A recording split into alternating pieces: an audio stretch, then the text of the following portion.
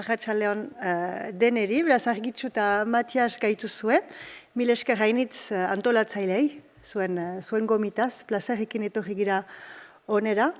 Beraz, bai, aurkezpenean erranduten bezala, Euskal Kulturerakunetik heldu gira.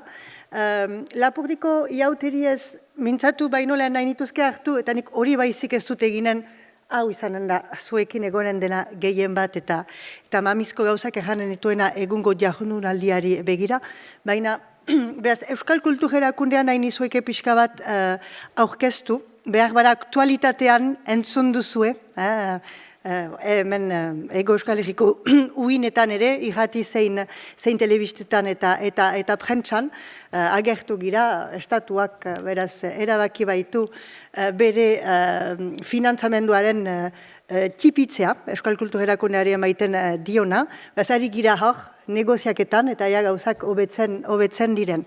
Beraz, Euskal Kulturerakundea 1980ean sortu zen, elkarte bat da, eta hau sortu zen kultureragileek beraz sustaturik, eta beraz unek ekarri zuen nahikeri politiko bat, eta beraz finantzamendua publikoa da. Estatuak emaiten du, eskualdeak, departamenduak, berriki sortu den Euskal Hirigune elkargoak ere bai, eta Eusko Jaurlaritzatik ere bai, heldu da beraz dirua. 12 pertsonako lantaldea gira, eta hemen gaituzue beraz bi lekuko, eta misioa, beraz, euskal kultura sustatzea da, gure misioa. Eta 3 lan ardatz nagusi ditu, beraz, hori datzia den bezala, bildu eta ikertu, transmititu eta komunikatu, egituratu eta lagundu.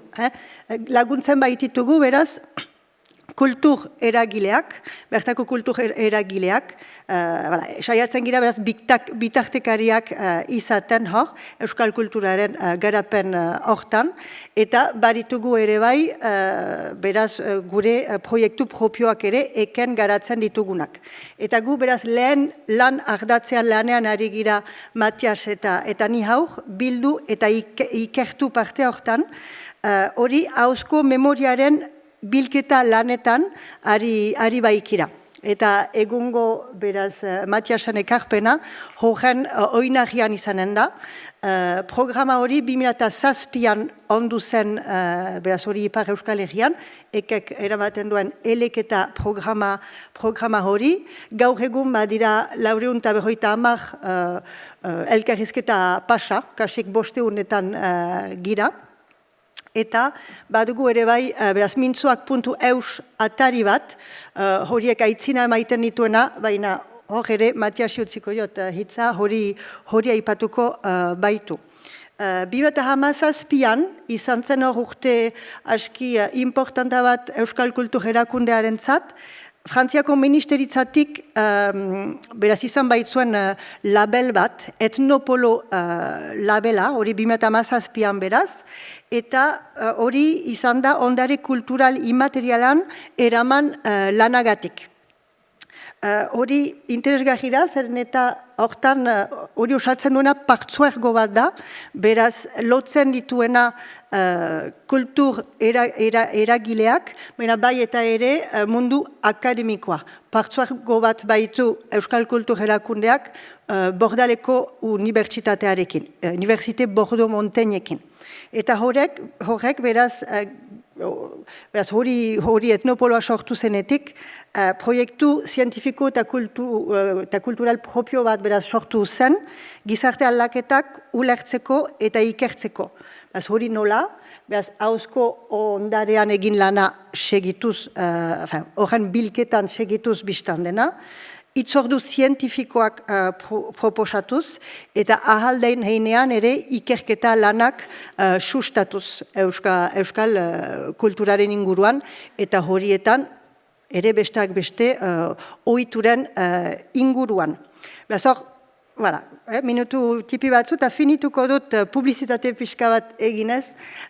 Itzordu zientifikoetan badugu bat oso garrantzitsua dena Euskal Etnopoloan antolatzen duguna urtero, beraz kolokio bat, eta kolokio hori azaro hasieran gertatuko da, azaroaren 5 eta 6an ezpaina izoker, beraz aste azken eta ostegun batean, eta urtengo gaia izanen da, eta hemen filigranoan ere entzuten den gai bat da, beraz, hizkuntza eta kultura bizi berritze kontestu batean bereiz ote daitezke.